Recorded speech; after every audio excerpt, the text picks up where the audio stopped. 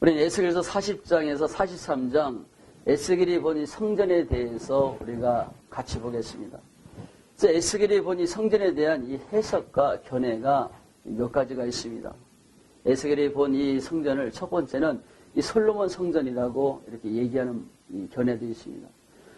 그러나 이 솔로몬 성전의 이 상세도와는 일치하지 않고 또한 우상으로 타락한 성전에 하나님의 영광이 떠나고 또한 그 성전으로 하나님의 영광이 재현될 수 없고 또한 포로된 이스라엘 백성들은 이 솔로몬 성전이 회복되는 것을 이해하지 못할 것입니다. 또한 두 번째는 스룹바벨 성전이라고 보는 견해가 있습니다. 예루살렘 성전이 느부갓네살에 의해 파괴된 후 1차 포로로 다니엘과 귀족들이 요아긴과 포로로 잡혀갔고 2차 포로는 요아긴과 에스겔과 3차 포로 때는 시드기야와 예루살렘이 완전히 함락되는 것을 보게 됩니다. 그러니까 이 스룹바벨의 성전의 회복은 이 바벨론 포로 1차 귀환 때 스룹바벨 총독을 세우고 또한 이 학계와 스가랴를 통해 가지고 이 536년에서 515년까지 이 성전 재건을 20년 동안 했습니다. 또한 2차 교회는 에스라가 했고 3차 교회는 느헤미야 총독이 했고 또한 이 3차로 말미암아 예루살렘의 성벽 공사가 완공이 됩니다. 그래서 바벨론 포로 1차 귀환 후 한 것이 이 성전 건축입니다. 또한 에스라 3장 12절에 제사장들과 레위 사람들과 나이 많은 족장들은 첫 성전을 보았으므로 이제 이 성전의 기초가 노임을 보고 대석통고가 있으나 여러 사람은 기쁨으로 크게 함성을 지르니 너무 좋아서 대성통고를 하고 젊은이들은 기뻐하지만 솔로몬 성전에 비해서 너무 초라한 성전이기에 이들이 애통했습니다.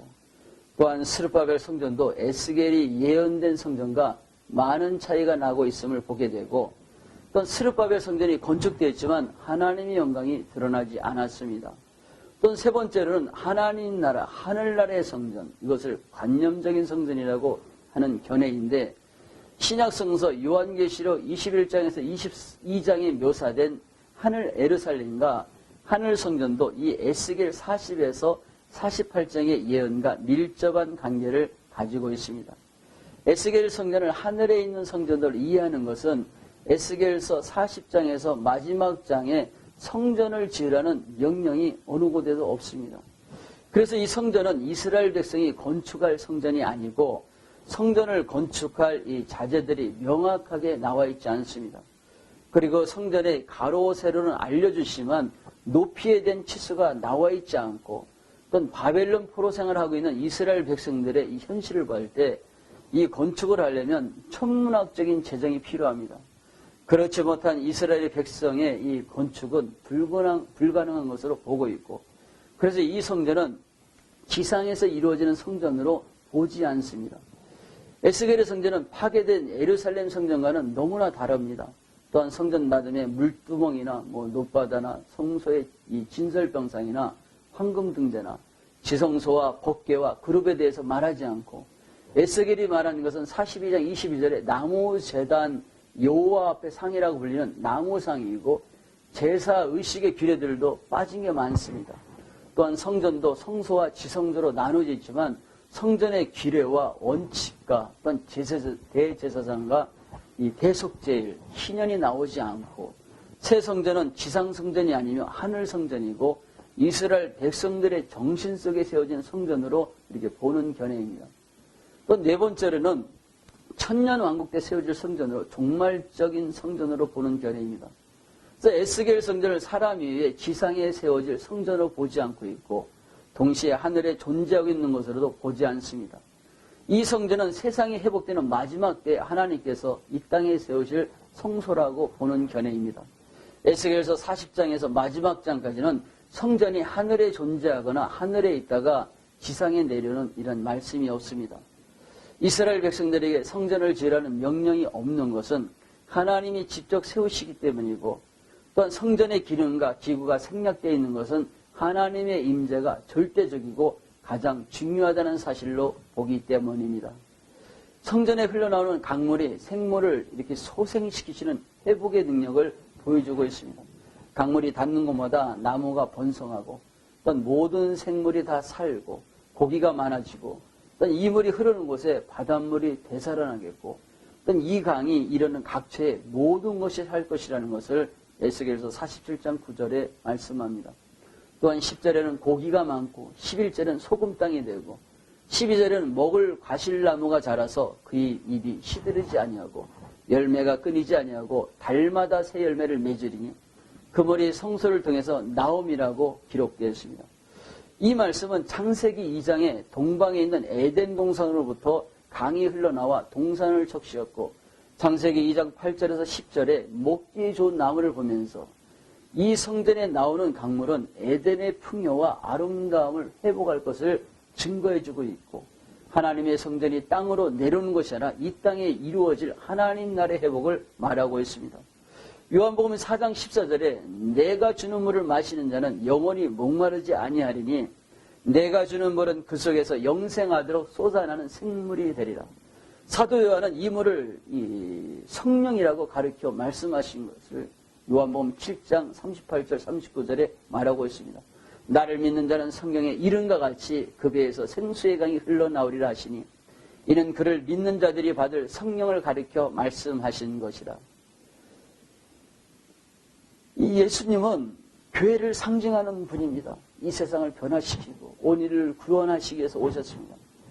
이렇듯이 이 땅에 열매를 맺기 위해서 에스겔은 실가가 1년에 12번 맺는 것을 보는 환상을 봅니다. 요한복음 4장 35절에서 36절에 예수님은 제자들과 함께 추수가 시작되었다고 가르치셨습니다. 솔로몬 성전 제단의 남쪽에 있던 높바다는 에스겔에서 환상에서는 생명을 주는 강물로 이렇게 대체되었습니다. 계시록 21장 1절에 또 내가 새 하늘과 새 땅을 보니 처음 하늘과 처음 땅이 없어졌고 바다도 다시 있지 않더라. 22장 1절에 수정같이 맑은 생명수의 강을 내게 보이니 하나님과 및 어린 양의 보좌로부터 나와서 새로운 예루살렘에서는 이 바다가 없고 생명의 강물이 하나님의 보좌로부터 나올 것임을 계시하고 있습니다. 그래서 신약시대에 또한 이 교회, 신약시대의 교회, 그리스도께서는 구약의 제사장을 통해서 제사 제도를 십자가에서 단번에 완성했다고 히브리서 8장에 기록되어 있습니다. 계시록은 미래의 천국에는 성전도 없고 제사도 없고 오직 어린 양 그리스도만 계시다고 묘사하고 있습니다. 그래서 이 성전은 이 땅에서 이루어지는 것인데 이 성전이 상징적으로 교회를 통해서 이루어지는 것으로 보는 견해입니다. 여러 가지 견해에 대해서 지금 말씀드렸습니다. 이 견해를 가지고 에스겔서 40장에서 43장을 더 자세히 묵상하시고 연구하시기를 부탁드립니다. 에스겔서 43장 12절에서 46장 24절에는 새로운 성전의 규례에 대해서 말씀하고 있습니다. 그래서 성전, 하나님께 제사드리는, 하나님께 예배드리는 거에서 하나님께서 정한 이 규정을 말하고 있습니다. 그래서 43장 13절에서 27절은 제단의 규모와 또한 제단 봉헌에 관한 규례와 또한 44장 1절에서 45장 8절은 제사장직에 대한 여러 가지 규례를 말씀하고 있고 또한 45장 9절에서 46장 24절은 하나님께 드리는 예물과 기타 규례에 대해서 말씀하십니다. 또한 47장 1절에서 48장 35절은 새로운 땅에 대한 예언을 하고 있습니다. 새로운 성전을 통하여 이스라엘 백성이 복을 받게 되는 광경을 보여주시고 있습니다. 본문은 창세기 2장의 에덴의 모습을 보여주시고 계시록 22장 1절에 요한이 본 생명수의 강에 대한 환상과 거의 유사합니다. 회복될 이스라엘 땅의 이 분배 내역을 정확하게 기록했고 또한 혈통상으로 이스라엘 백성이 아닌 이방인도 하나님을 믿는 사람에게는 하나님의 기업이 분배되는 것을 보여주고 있습니다. 포로 시대의 에스겔서는 이스라엘 백성들에게 희망의 메시지를 전해주었습니다. 하나님은 이스라엘 백성을 잊지 않으셨고 마지막 48장을 통하여 장차 회복될 팔레스타인 땅의 영토 분배와 또는 회복된 이스라엘의 12지파가 하나님께 임재하시는 거룩한 왕국에 영원히 정착하도록 땅의 분배를 통해서 보여주시면서 에스겔을 통하여 하나님은 이스라엘뿐만 아니라 다른 모든 나라와 정사를 통치하신 하나님이심을 알게 합니다. 에스겔서 1장에서 48장을 우리가 공부하면서 다윗의 후손 메시아를 통해서 이루어질 하나님의 나라와 이 나라의 역사를 위해서 선택한 이스라엘 백성을 중심으로 펼쳐지는 천국의 역사를 보았습니다. 이스라엘을 재건하신 하나님의 뜻은 유다 백성을 구원하시기 위해서가 아니라 이 땅의 모든 인류를 구원하시기 위해서 영원한 나라, 메시아의 왕국, 주님의 나라를 이루시기 위해서 하나님이 이루어가시는 주권적인 이 역사임을 우리가 알고 이 영원한 생명의 나라가 임할 것이라는 것을 우리가 믿고 그 나라를 바라보며 나아가는 우리의 삶이 되기를 부탁드립니다. 우리가 이 에스겔서 이거 강의를 마치겠습니다. 강의를 마치고 이제 우리가 이 다니엘서를 같이 보겠습니다. 다니엘서에 나타난 하나님 나라의 운동을 우리가 보겠습니다. 다니엘의 저자는 우리가 다니엘서 7장, 8장, 9장 쭉 읽으면 이 다니엘을 1인칭으로 이렇게 말하고 있습니다. 또한 12장 4절에 천사가 다니엘에게 나타나서 이 책을 봉하라고 명령한 것에 의하면은 다니엘이 저자임을 우리는 알 수 있습니다. 예수님도 마태복음 24장 25절에 다니엘의 기록을 말씀합니다. 또한 에스겔서 14장 14절에 노아, 욥과 같이 다니엘을 경건한 인물로 말씀하시고 에스겔서에서 공부한 것 같이 유다 18대 왕이 오른 요아김 3년에 주전 605년경에 왕족과 귀족의 일부가 잡혀간 사건인데 다니엘이 바벨론의 포로로 잡혀간 것이 1차 바벨론 포로 사건입니다. 바벨론 포로는 3차에 걸쳐 일어나는데 2차는 주전 597년 열왕기하 24장 14절에 3차는 주전 586년 바벨론의 느부갓네살의 침공으로 유다가 완전히 멸망합니다. 다니엘의 이름의 뜻은 하나님은 재판관이시다. 다니엘은 주전 605년에 느부갓네살의 1차 침공 때 14살의 어린 나이로 바벨론의 포로로 잡혀갔고 그런 바벨론에서 관리가 되었으며 선지자로 활동했습니다. 다니엘서의 이 기록 연대는 이 주전 586년에서 539년이고 이 다니엘서는 마지막 때를 위해 쓰여졌고 다니엘서의 메시지는 구약 전체의 메시지뿐만 아니라 신약의 메시지를 보여주고 있습니다. 계시록 13장에 나오는 바다로부터 올라온 짐승을 다니엘서 7장에 바다에서 나오는 네 짐승으로 보여주고 있고 계시록 1장 7절에 볼지어다 그가 구름을 타고 오시리라. 이 말씀이 계시록 1장 7절에 이렇게 같이 나오고 있고 또 다니엘서 7장 13절에 같이 나오고 있고 그래서 이 다니엘서 7장 13절은 내가 또 밤 환상 중에 보니 인자 같은 이가 하늘 구름을 타고 와서 예측부터 항상 계신 이에게 나아가 그 앞으로 인도되며 구름으로 된 이 전차를 타고 오실 분으로 이렇게 묘사하고 있습니다.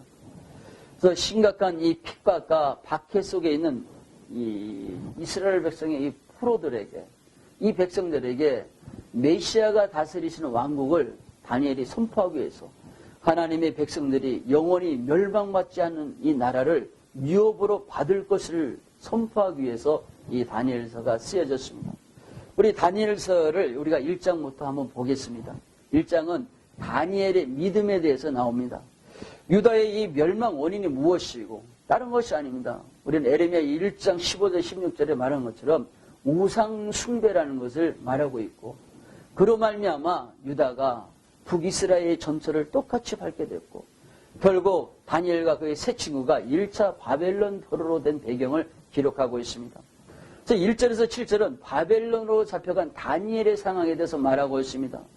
유다의 문화와 종교를 이 바벨론화 시키기 위해서 유다의 귀족인 다니엘과 그의 세 친구들이 바벨론의 교육을 받고 그들의 이름을 바벨론 이름으로 갈대아 사람의 이름으로 바꿉니다.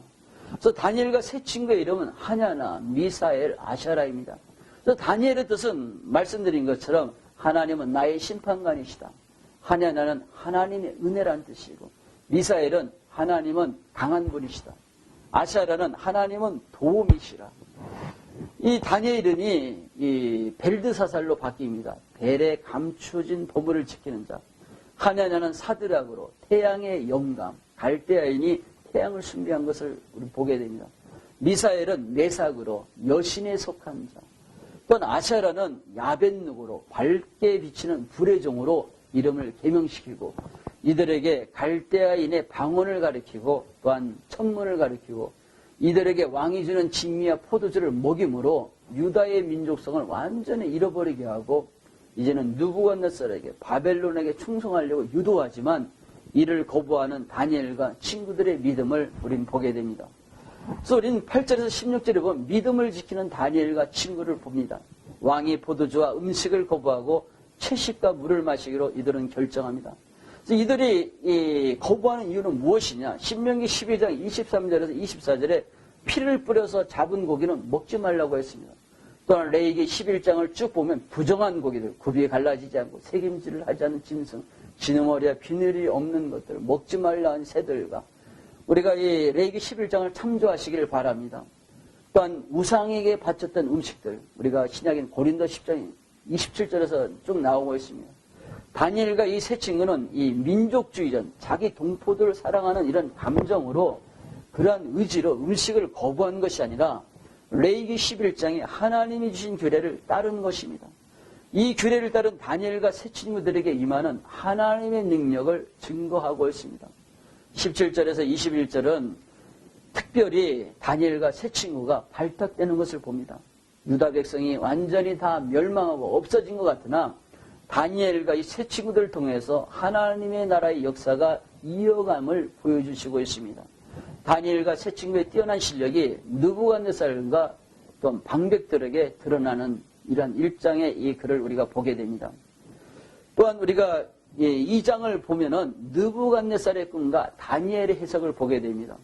그래서 느부갓네살의 꿈을 통하여 하나님으로부터 부여받은 다니엘의 이 지혜와 능력이 인정받게 되어 바벨론 전역을 다스리는 권세를 얻게 됩니다. 다니엘의 예언을 통해서 앞으로 진행될 세계의 역사와 또한 종말에 대한 하나님의 주권적인 역사가 또한 다가올 메시아의 나라와 영원한 나라가 무엇인가를 지금 보여주고 있습니다. 그래서 다니엘서 2장 1절에서 13절은 느부갓네살의 꿈입니다. 느부갓네살의 꿈은 세계 역사에 대한 하나님의 섭리를 나타내고 있고 또한 다니엘을 통해서 뜻을 펼쳐나가시는 과정을 보여주고 있습니다. 그래서 고대 사람들은 꿈을 굉장히 중요시 여겼습니다. 그래서 구약에서 꿈은 전도서 5장 3절에 자연적인 꿈과 창세기 28장의 예언적인 꿈, 또한 우리가 신명기 13장 1절이나 에레미야 23장 32절에 악한 꿈으로 분류하는데 느부갓네살의 꿈은 예언적인 꿈으로 하나님의 말씀을 전달하는 이 통로가 되었고 하나님이 계시는 오직 택한 자에게만 드러나고 계시하고 있음을 보여주시고 있습니다. 그래서 14절에서 30절을 보게 된다면 다니엘과 친구들의 기도를 봅니다. 다니엘과 세 친구들의 기도.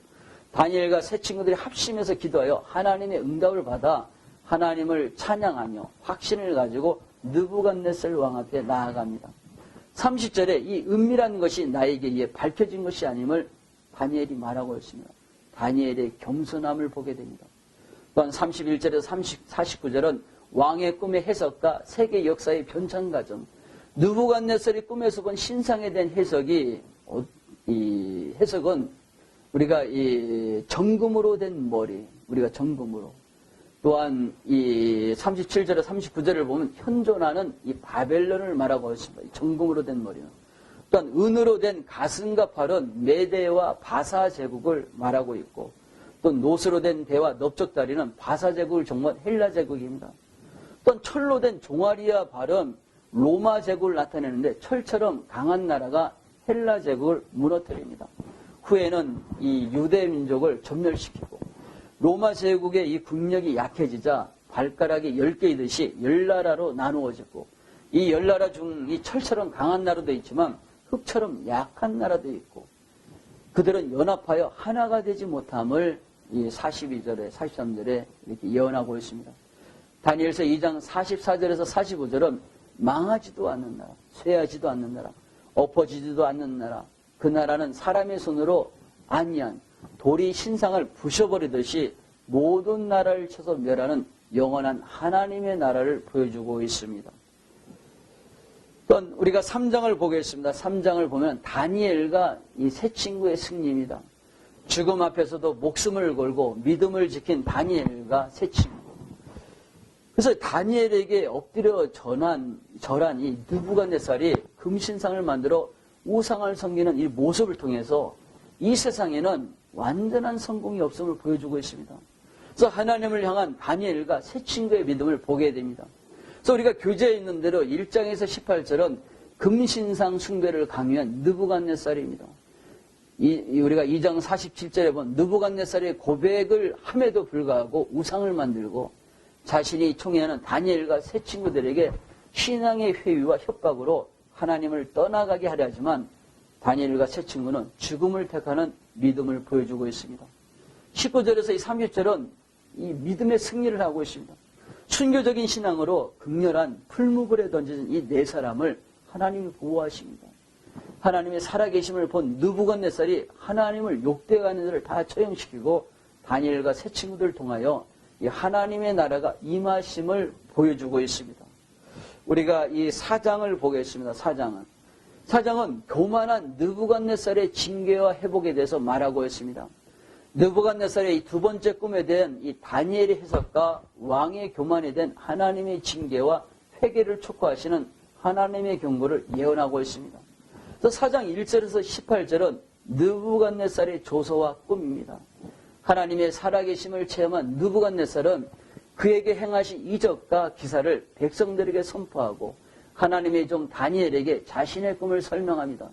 이 꿈은 큰 나무와 그의 가지와 그늘 많은 열매를 나누어 주고 있는데 하늘에서 거룩한 사람이 내려와서 그 나무를 베고 그루터기만 남겨둔다는 이러한 내용입니다. 이 내용이 바로 느부갓네살이 비참한 죄를 맞이한다는 것을 꿈을 통해서 보여주고 있습니다. 이 환상은 지극히 높으신 하나님께서 이 세상을 다스리시고 주관하고 계신다는 것을 느부갓네살 왕에게 알려주시고 느부갓네살이 더 겸손하게 하나님을 인정하고 하나님을 경외하는 삶을 살기 위해서 보여줬습니다. 19절에서 27절에 보면 다니엘의 해석과 다니엘의 충언이 나옵니다. 그래서 다니엘의 이 꿈의 해석은 왕이 미쳐서 7년간 짐승처럼 다니게 된다는 것과 그 예언이 성취되고 느부갓네살이 회복할 수 있는 길을 다니엘이 알려주고 있습니다.